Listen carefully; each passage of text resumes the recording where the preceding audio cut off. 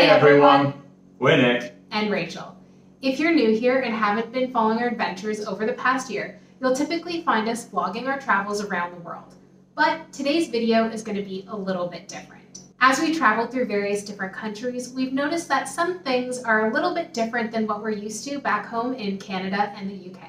The reason that we have this channel is to share our travel experiences in the hopes of inspiring others to travel more. With that, we wanted to share some tips and tricks from each of the countries that we visited so that if you wish to go to the same countries that we have, then you'll be armed to the teeth with useful information that can help you plan out your itineraries. Today's video is going to focus on traveling through Uruguay. We visited Colonia del Sacramento and Montevideo while we were there. While a few of our pointers will be specifically about those two cities, most of them will be about the country as a whole. We hope that you find these useful. Obviously, you can fly directly into Uruguay as Montevideo does have an international airport.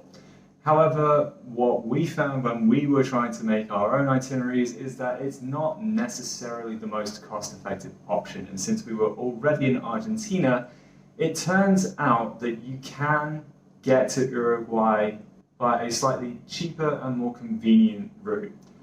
It turns out that on one side of the Rio de la Plata, you have Buenos Aires, but on the other one, you have Colonia del Sacramento and Montevideo in Uruguay. And you can actually take a ferry to either one of these ports in order to begin your travels in Uruguay.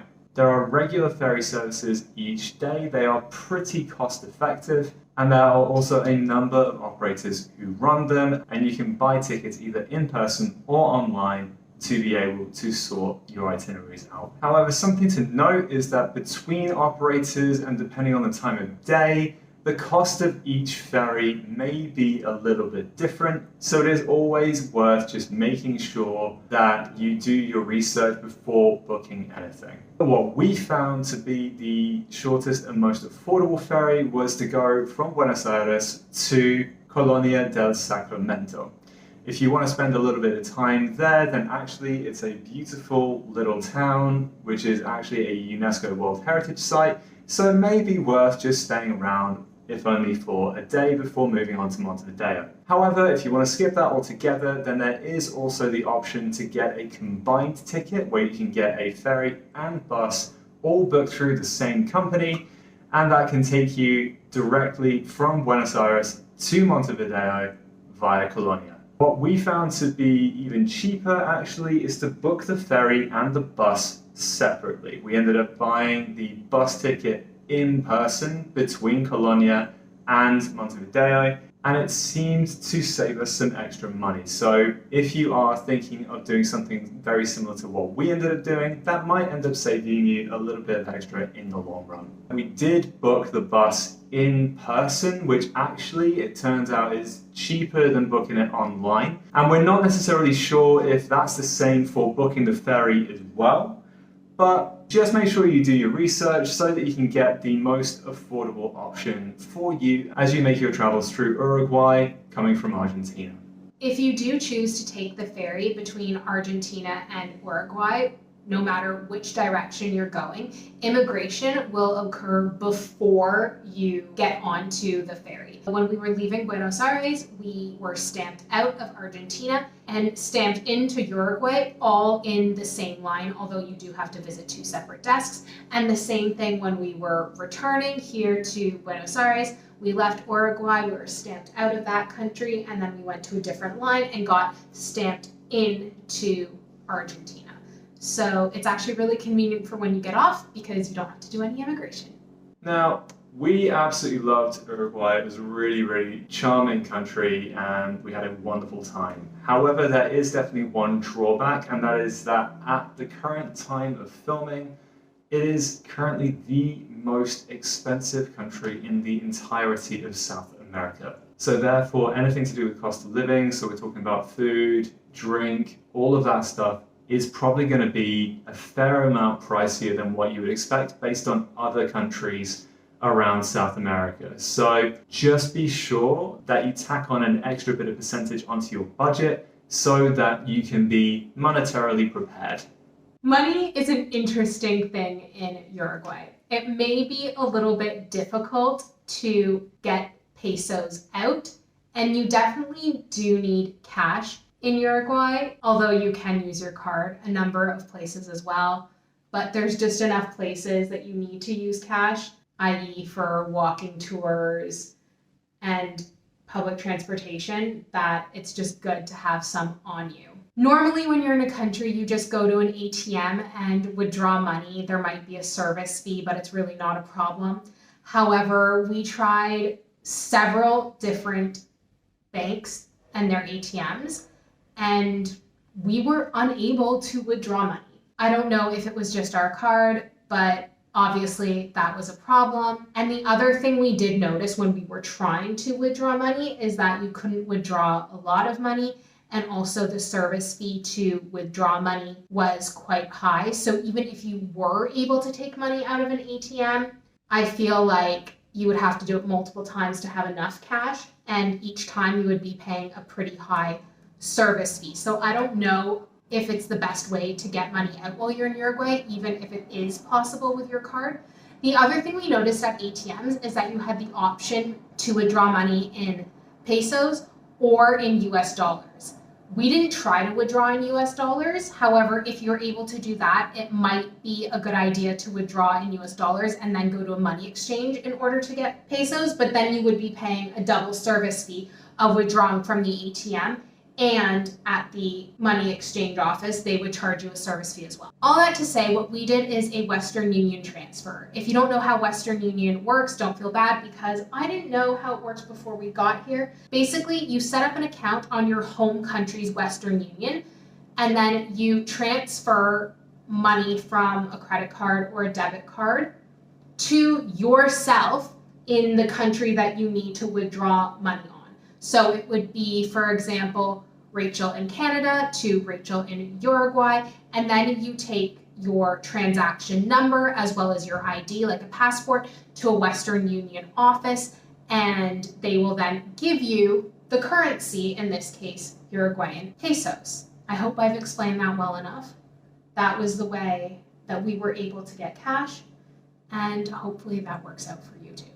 Just to expand on the point above, as mentioned, you can use card in a heck of a lot of places. And we're talking supermarkets, bus stations, most things that you are going to need, you can probably pay for on card. However, for things like getting street food or walking tours or whatever, then realistically, you are still going to need some cash on you. And that is why we're trying to tell you a little bit more about making sure that you have access to an ATM or Western Union, or better still, just coming into the country with Uruguayan pesos in the first place. As far as we experienced, water is potable in Uruguay, so that means you can brush your teeth with water and you can drink it, which is awesome because it saves you money when you don't have to buy bottled water, and it's better for the environment.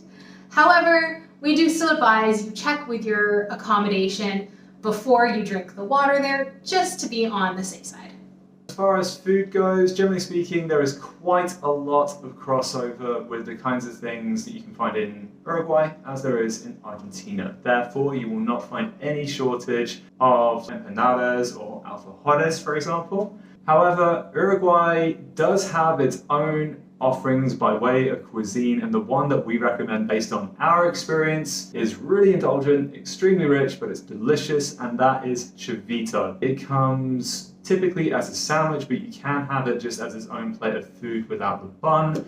And essentially, it is a huge stack of food. So you have everything from salad to fries to egg to ham to minced beef to cheese. It is possibly one of the most indulgent sandwich options I think we've ever encountered. We ended up getting one that you can split, and it ended up being a wonderful experience. So if you have the option to go and get yourself a really good chavito while you are in Uruguay, we urge you to do so.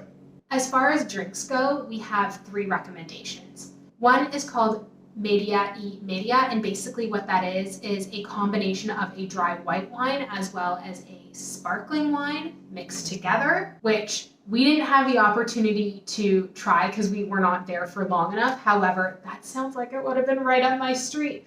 But what is also up my street, because I don't discriminate when it comes to wine, Neither do I.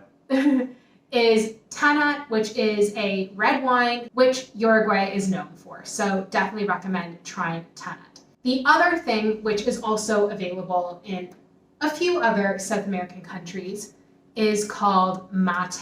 And basically it is a caffeine-rich, herbal-infused hot drink that a lot of people drink in the mornings.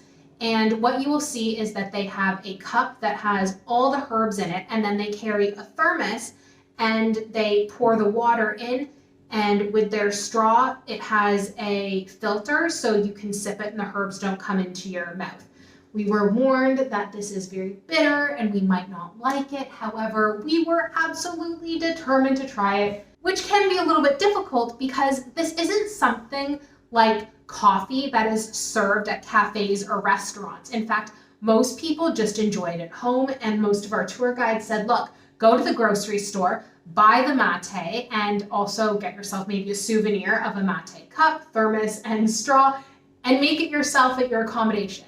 However, we found one place in Montevideo called Bar Facal that does actually have mate on their menu. So we were able to try it, and our waiter was kind enough to take us through the whole experience. He explained how you do it, because there is a bit of a technique to pushing the herbs out of the way, pouring the water in, and rinse and repeat basically. But we actually enjoyed it. We thought it kind of tasted like a little bit of a smoky matcha. So if you like matcha, you actually might enjoy it, but I definitely think that this is something worth trying. There are mate experiences. They cost quite a bit of money, but if you can find somewhere on the off chance that does have it on their menu, or your accommodation has the supplies already and you just want to buy some mate from the grocery store, definitely worth doing.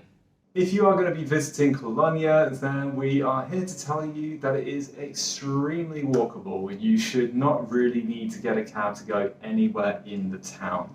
It's only a little place. It only has about 5,000 residents, and typically everything that you're going to need, especially as far as tourism goes, is going to be within about 20 minutes of wherever you are. So therefore, if you have the means to do so, then just walk everywhere. It's easier and it will cost you less money.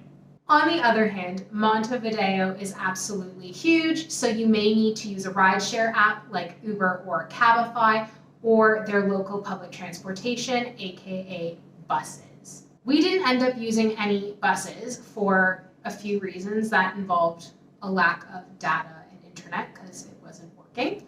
However, we had researched this, and apparently you can pay cash for buses, or you can make use of a local transportation card.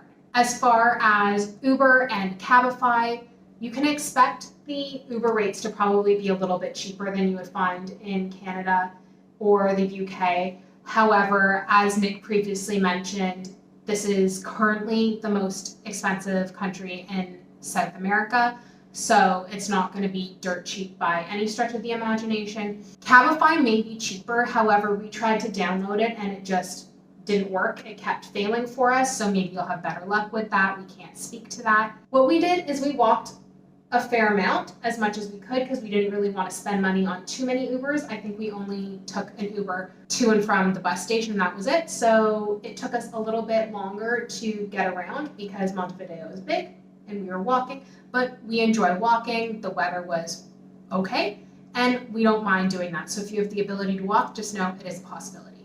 And as a reminder, as we tend to do for pretty much all of our tips and tricks videos for Latin America, come armed with some Spanish. We have found that just relying on people, especially in the more touristy areas, to speak English is not really going to work out very well. So make sure that before you come to this part of the world, then you have at least some Spanish under your belt. Unless you're going to Brazil, in which case have some Portuguese under your belt. Either way, learn to speak at least a little bit of the local language, just enough to get by, because expecting people to be able to speak English isn't going to go so well. And that's our list for Uruguay. We hope that the tips and tricks that we've provided have been helpful and that you can apply them to your future travels.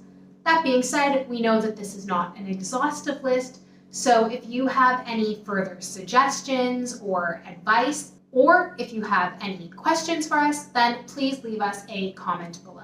Until the next time though, take care. And keep smiling.